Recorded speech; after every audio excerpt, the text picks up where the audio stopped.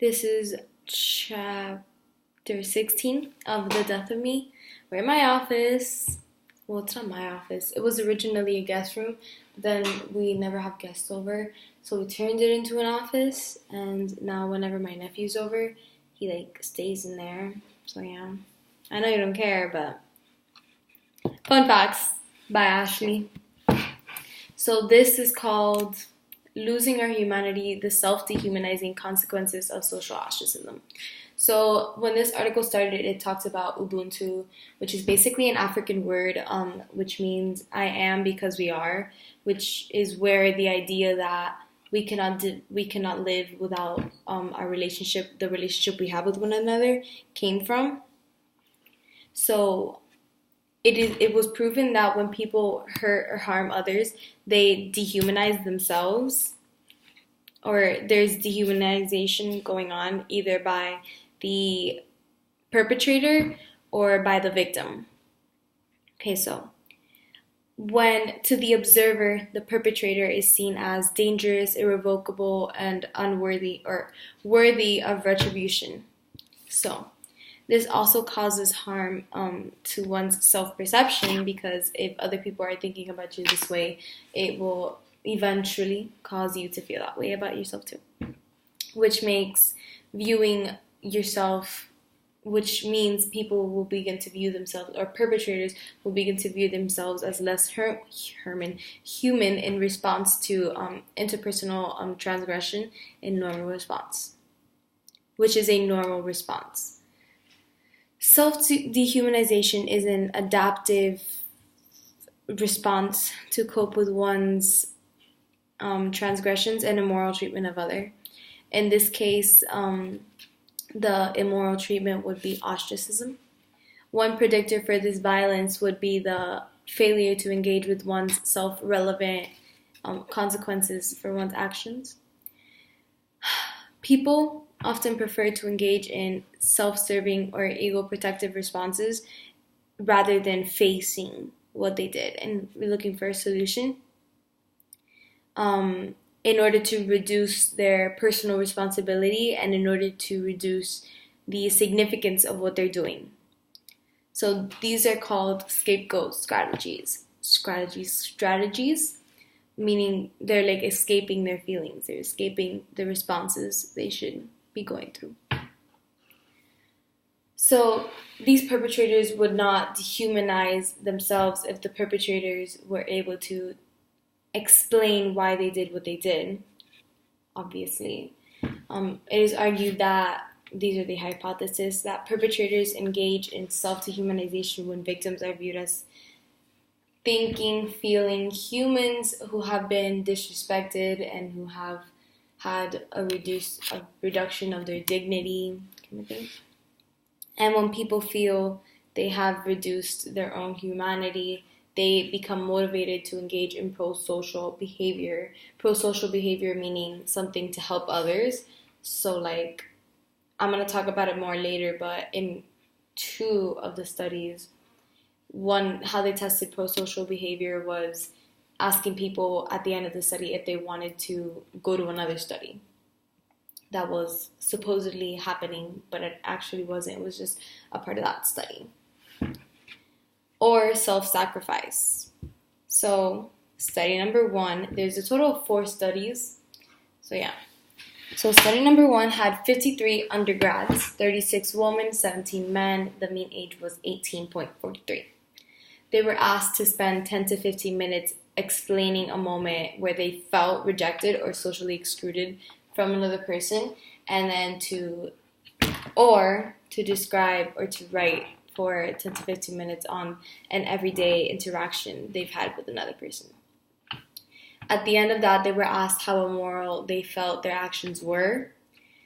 They used an ANOVA, which is an ANOVA, to reveal that the conditions had an effect on their immortality when they were ostracized by someone, on their immorality when they were ostracized by someone rather than in everyday interactions, meaning that people who were ostracized ultimately felt more immoral, less human than others. which is obviously like, because if you're ostracizing someone, you're not talking to them, you're ignoring them, so obviously they're going to feel less human, because it is human to have conversation with others. So when you're not talking to someone and you're ignoring them, it is less human. Meaning that they felt more alone when ostracized. Study number 2, there was 40 participants, 19 females, 21 males, and the mean age was 20.23. These people attempted to mimic the Cyberball program, which is basically where 3 people go online into this like weird website thing, and they would sit in a triangle, each a certain number, I think it was 60 centimeters apart, and they would throw a ball around, and they were told beforehand who was going to be ostracized. So the person ostracized would barely get the ball, and this would elicit a number of responses. One being the person would get aggressive. The person being ostracized would get aggressive and confront them and ask them why they were being ostracized. So they attempted to mimic that in real life. So the participants were separated into 2 groups, one who was ostracizing other people and one who was being ostracized. And the people who were ostracizing others were given the illusion of a choice, meaning that to them, it felt like they had a choice as to whether or not they could ostracize others, but in reality, they had no choice.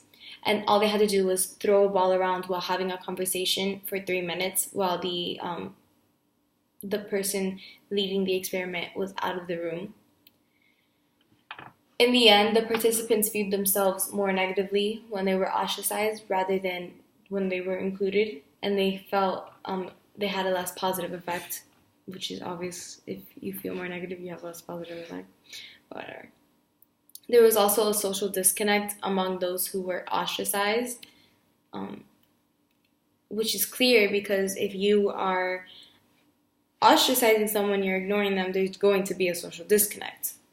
As well as there was a lower sense of humanity for those who were ostracized than those who were included.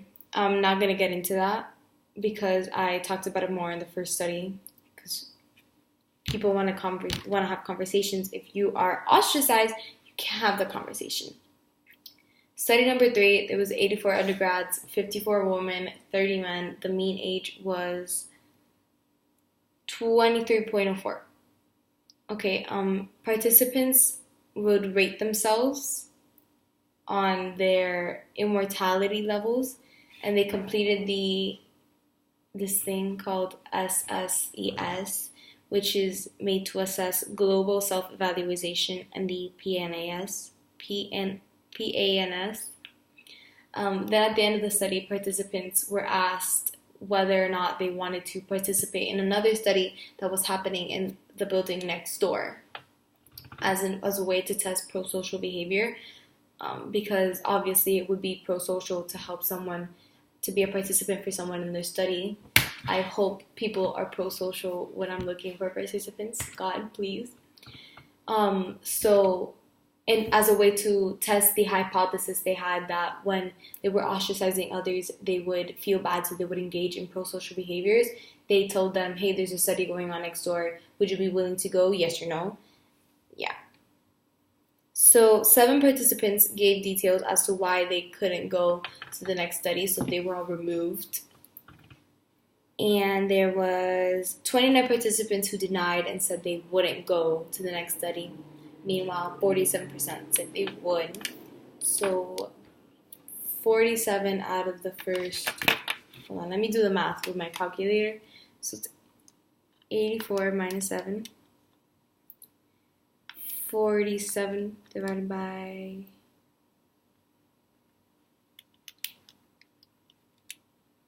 there was a 61% of people who said they would go to the next study. So obviously, people who were ostracized had a more negative effect towards their emotions, and the participants who recalled an episode of ostracism viewed themselves as less human.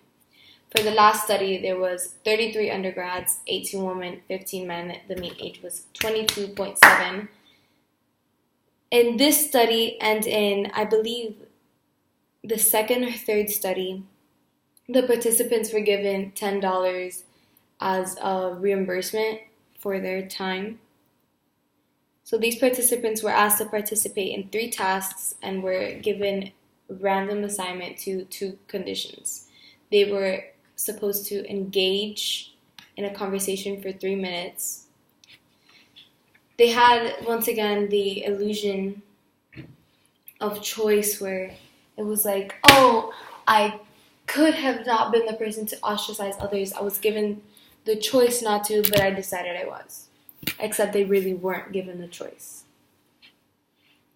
So then participants rated themselves for self-dehumanization. Oh, look. We posted on Edmodo. We're lit.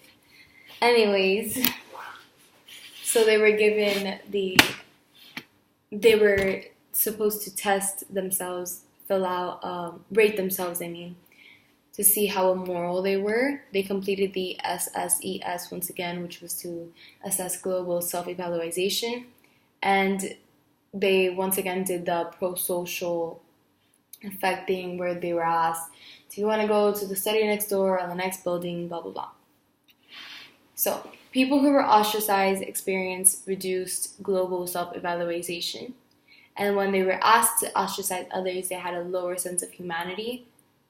Obviously, because to a certain degree, the people ostracizing others do feel bad for the person they're ostracizing because they have hearts, which was independent of the negative global self-evaluation.